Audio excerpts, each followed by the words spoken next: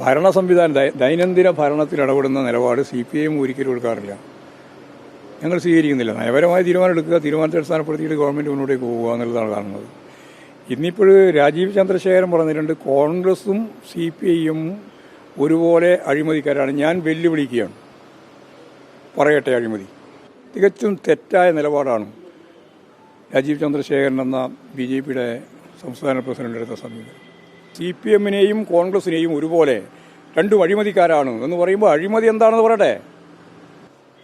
അതിനെ സംബന്ധിച്ച് ഞങ്ങളല്ലല്ലോ ഉത്തരം പറയേണ്ടത്. അല്ല CPIM-ഓ പാർട്ടിയോ പറയേണ്ട കാര്യമല്ല. അത് ഗവൺമെൻറ് തലത്തിൽ അവർ തന്നെ ഗൗരവപൂർവ്വം കൈകാര്യം ചെയ്യേണ്ട പ്രശ്നങ്ങളാണ്. ആ പ്രശ്നം പരിഹരിക്കട്ടെ.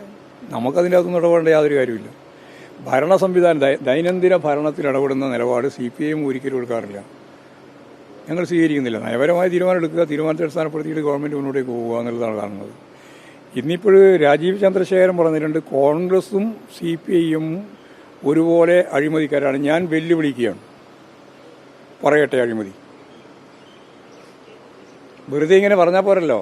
ഇന്ന അഴിമതി അത് ഗവൺമെൻറ്റിൻ്റെ ഭാഗമായിട്ട് നിൽക്കുന്ന മന്ത്രിമാർ പാർട്ടി ആരെ സംബന്ധിച്ചാണ് ഉദ്ദേശിക്കുന്നത് എന്ന് പരസ്യമായിട്ട് പറയട്ടെ. ആ പരസ്യമായ വിഭാഗത്തിൽ ഞങ്ങളുണ്ട്.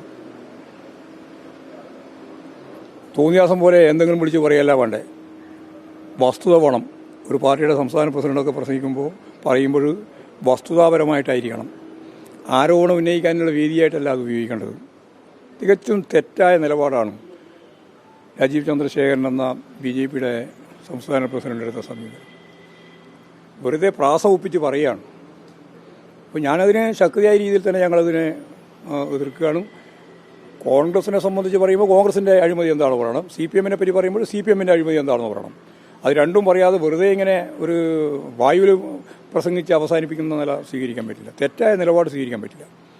ഒരു ഉത്തരവാദപ്പെട്ട രാഷ്ട്രീയ പ്രസ്ഥാനത്തിൻ്റെ നേതാവെന്ന രീതിയിൽ അദ്ദേഹം ഇത്തരം ഒരു ആരോപണം ഉന്നയിക്കുമ്പോൾ അതിന് വസ്തുതാപരമായ അടിസ്ഥാനം ഉണ്ടാവണം. ഒരടിസ്ഥാനം ഇല്ലാതെ കാര്യങ്ങൾ അവതരിപ്പിച്ചുകൊണ്ടിരിക്കുകയാണ്. ആ നിലപാട് അതിശക്തിയായുള്ള പ്രതിഷേധത്തിൻ്റെ ഭാഗമായിട്ടാണ് വരുന്നത്. ഈ കഴിഞ്ഞ ദിവസം ഈ മന്ത്രി മുഹമ്മദ് റിയാസിന് മറുപടി രാജീവ് ചന്ദ്രശേഖരൻ പറഞ്ഞത് കമ്മ്യൂണിസ്റ്റ് രാജവംശത്തിലെ മരുമകന് പരാതി. അതിൽ ആ പദമൊന്നും ഞാൻ ഉദ്ദേശിക്കുന്നില്ല.